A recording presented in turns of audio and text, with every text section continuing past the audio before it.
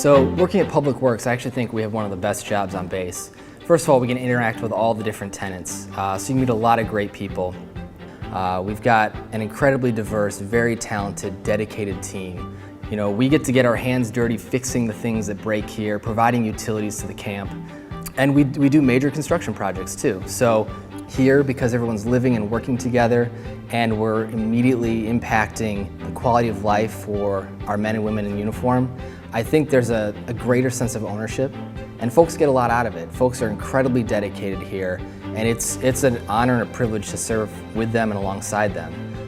MWR does a great job of offering a lot of sporting activities and events, either competitions or leagues, that kind of thing.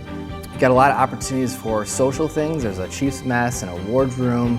11D is a great multi-purpose facility that has pool tables and ping pong tables and all kinds of fun stuff. So I think if you were to come here, you'd find a lot of opportunities to kind of blow off steam at night and relax after work. Quality of life is pretty impressive. We've got 24-hour fitness centers, a couple of them actually.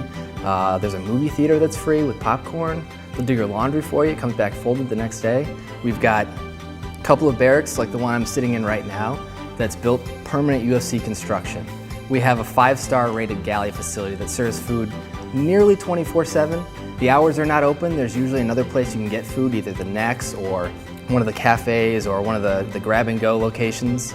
It's actually a pretty welcoming environment. A lot of folks come here with a different expectation. They find it's a pretty easy place to live. And my hope is that when more folks come, that they're going to experience the same thing. I think it's an incredibly rewarding experience with a lot of professional opportunity.